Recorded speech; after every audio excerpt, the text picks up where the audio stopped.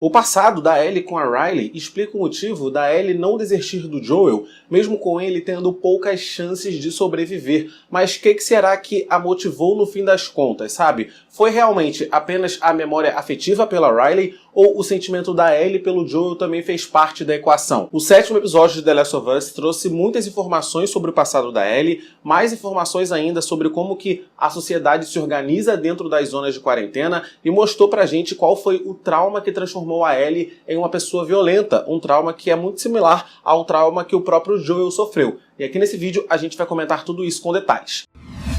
Fala galera, aqui é o Matheus Mendes, sejam muito bem-vindos a mais um vídeo aqui do canal, mais um vídeo pra gente falar de The Last of Us, porque vocês já sabem, toda semana é assim, né? Sai lá o episódio na HBO, tem um vídeo aqui no canal comentando o episódio também. Portanto, se você tá gostando da série e tá gostando da minha série de vídeos também e não tá inscrito no canal ainda, você tá vacilando, hein? Clica logo nesse botão de se inscrever e ativa o sino de notificações para ser avisado toda vez que eu tô postando um vídeo novo. E se você tá chegando aqui no canal agora, já tem um montão de vídeos de The Last of Us aqui e eu vou deixar a playlist linkada aqui no card. Depois você clica lá e confere. E claro, você pode sempre me seguir no Instagram para acompanhar também o conteúdo exclusivo que eu levo para lá. Bom, no final do episódio passado, o Joel tomou uma facada, caiu do cavalo e desmaiou, né? Vimos que a Ellie deu um jeito de colocar ele no cavalo de volta e achar essa espécie de abrigo, só que o Joel tá muito mal. Grande parte da trama, grande parte não, né? Toda a trama do episódio passado da série foi o Joel querendo fazer com que o Tommy tomasse conta da Ellie, porque o Joel acreditava que a vida dela não estava segura com ele, né? Com ele sendo o responsável. E aí eu fiquei pensando, será que se o Joel não tivesse em privação de sono no episódio passado,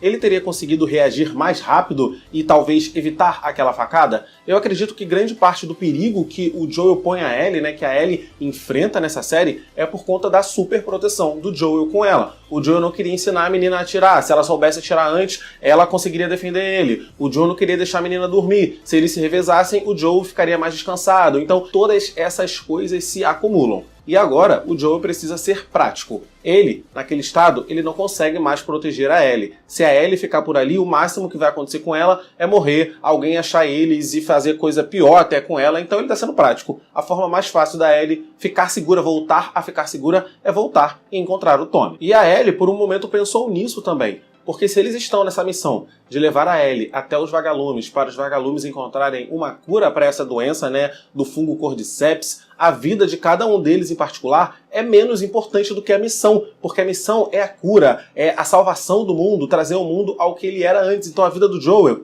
é pouco nessa equação. A vida da Ellie, né, ela sozinha em particular, também é pouco nessa equação. Eu não teria esse altruísmo, como eu comentei na minha análise do episódio passado. Só que o Joel e a Ellie, eles pegaram essa missão para si, então agora eles precisam colocar a missão como prioridade. Porque se não fosse essa missão, o Joel e a Ellie, eles poderiam ter vidas longas e felizes lá na comunidade do Tommy. Inclusive, a Ellie teria companhia, pessoas da idade dela. O Joel teria uma família, né? Teria o irmão, teria o filho do irmão que tá para nascer. Eles conseguiriam viver bem ali e viver durante bastante tempo. Mas não, a missão é mais importante, por isso eles colocaram a vida mais uma vez em risco. E a Ellie também entende isso. Tanto que no final do episódio passado, quando o Joel caiu do cavalo, ela não ficou preocupada com a morte dele, né? Ela falou, Joel, eu não consigo fazer isso sem você. Ela repetiu isso mais de uma vez, inclusive. Então, ela não estava preocupada se ela ia morrer ou não, se o Joel ia morrer ou não. Ela estava preocupada em não conseguir terminar a missão sem ele. Não que a Ellie não goste do Joel, tá? Ela gosta sim, é o que a gente vem falando desde o primeiro episódio, né? Como que a relação deles foi crescendo.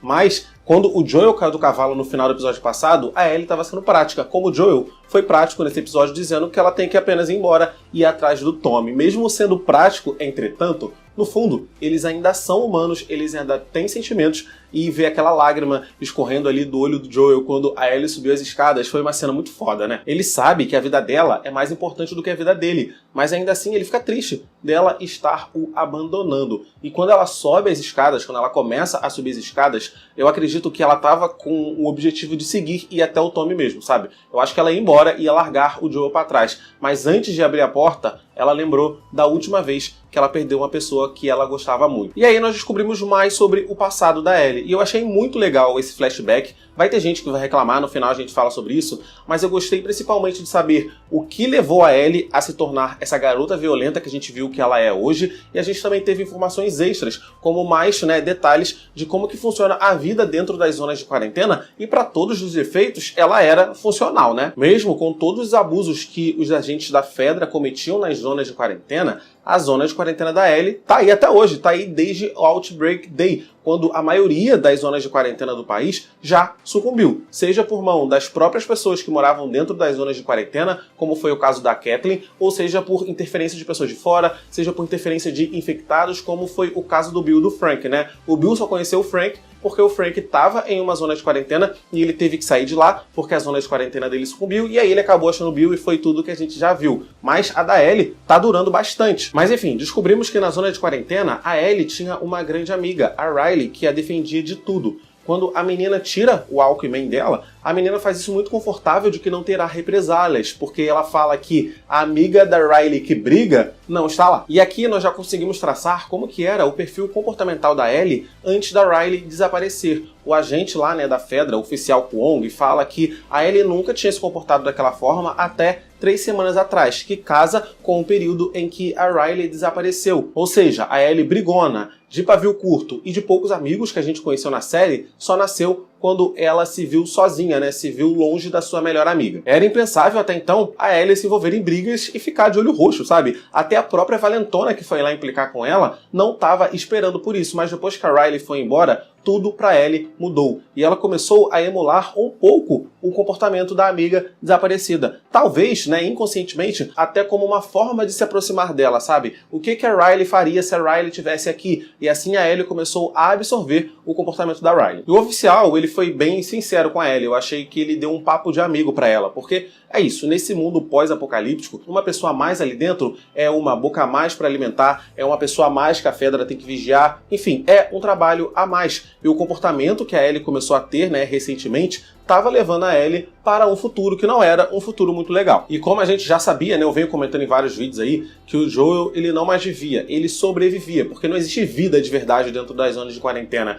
Ninguém é feliz lá dentro, as pessoas apenas sobrevivem. E a gente descobriu aqui nesse episódio que isso é levado até mesmo aos agentes da Fedra. Os agentes de patentes inferiores podem até se aproximar dos cidadãos comuns daquele lugar, porque também se alimentam mal, porque também dormem mal, têm trabalhos horríveis e chances de tomar tiro de vagalume a qualquer hora. Esses oficiais de patente mais baixa, eles seguem, né, com o trabalho, porque eles não sabem como é viver fora de uma zona de quarentena, eles sabem os perigos que tem se eles forem, sei lá, desbravar o mundo, e como o oficial Kwong falou, né, se essa zona de quarentena sucumbir, as pessoas ali dentro, elas vão, em sua grande maioria, morrer de fome. E por isso, a Ellie escolheu o caminho das chaves, né, que ele colocou lá na mesa, que é o caminho que representa o bom comportamento, o caminho que representa que a Ellie poderia ser uma oficial no futuro. E a Ellie já tinha tido conversas anteriores com a Riley sobre a forma autoritária que a Fedra gerenciava as coisas dentro das zonas de quarentena e como elas estavam pensando em liberar as zonas de quarentena desses abusos, né, desses ataques autoritários da Fedra mesmo.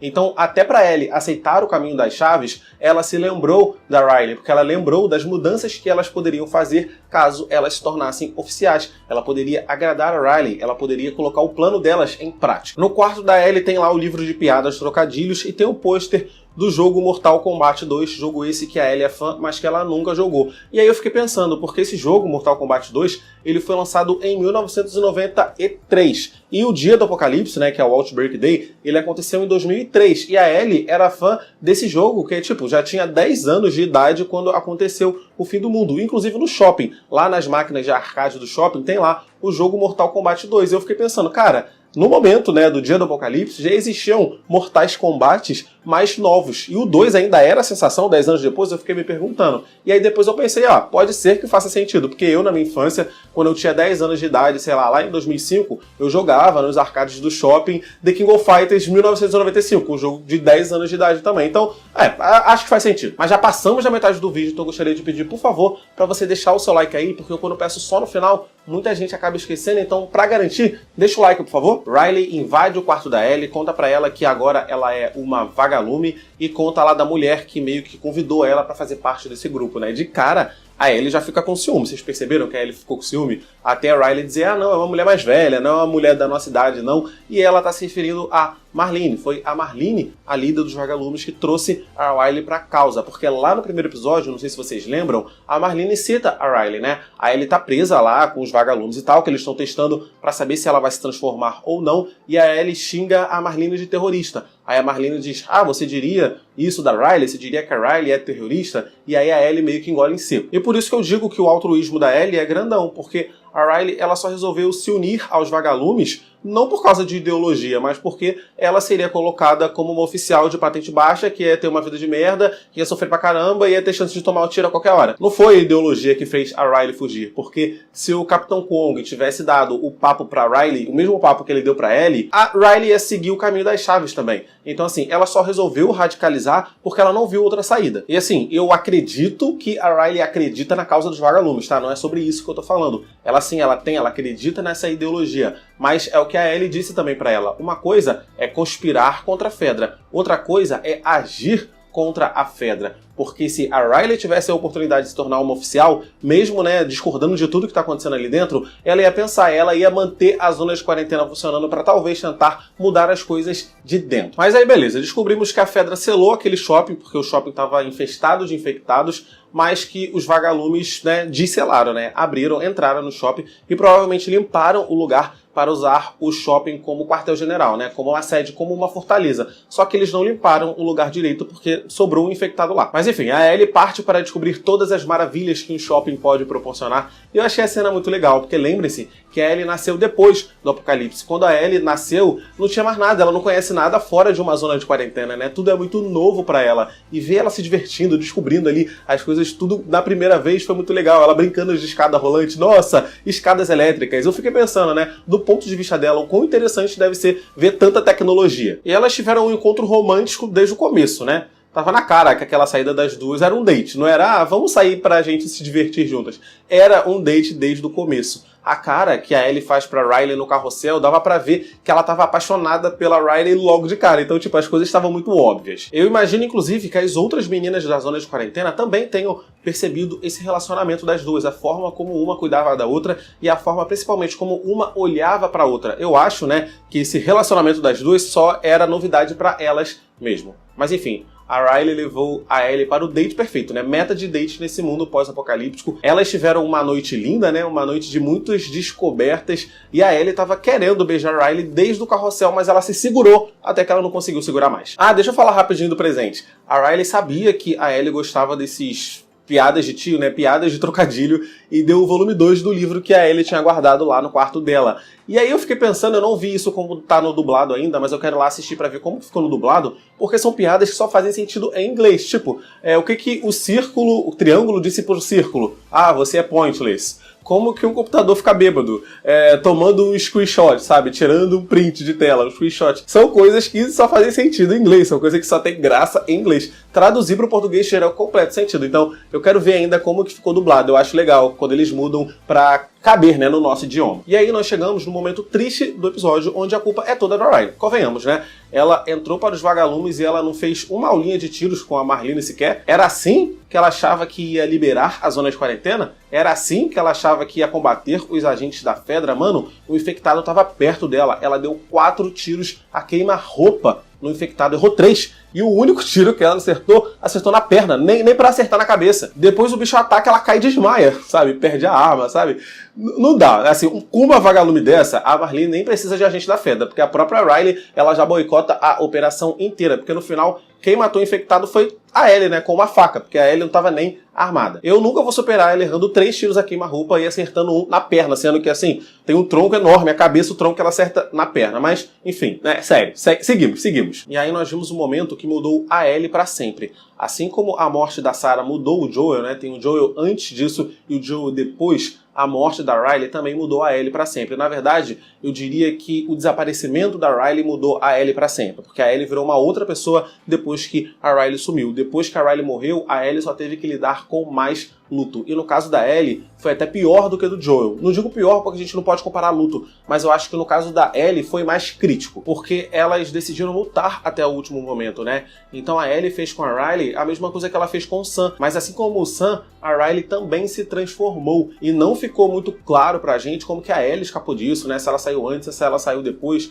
mas com certeza a Riley se transformou, e pode ser que a Ellie tenha sido obrigada a atirar na Riley para se defender, né? Quando a Riley se transformou e tentou atacar ela. E se isso realmente aconteceu, isso, né, coloca o luto da Ellie num estágio, assim, extremamente alto, porque o Joel não precisou atirar na própria filha pra salvar a própria vida, sabe? Então quando a Ellie disse pro Joel que ela sabe o que é luto, que ela sabe o que é perder uma pessoa que ela se importa, ela tava falando sério. E ao abrir a porta pra ir embora, né, pra ir procurar abrigo, pra ir procurar o Tommy, passou na cabeça da Ellie tudo que ela viveu com a Riley e como a Riley a ensinou a não desistir mesmo quando tudo parece perdido. E assim como a Ellie não desistiu do Sam, ela também não vai desistir do Joel. Foi o amor pelo Joel que fez a Ellie voltar? Eu acho que não. Eu acho que a Ellie gosta do Joel sim, mas foi a memória da Riley que foi o fator decisivo. Porque eu acho que se não fosse tudo aquilo passando na cabeça da Ellie, ela ia embora, sabe? Ela ia procurar concluir a missão. Como eu falei, a missão é a prioridade. A missão é mais importante do que a vida dos dois separadamente. E aí a Ellie começou a costurar o Joel, né? Eu só fiquei imaginando o tanto de bactéria que deve ter entrado naquela ferida. Porque não tem ali, não tem o álcool, eles não limparam a ferida nada, ela só costurou. Então assim,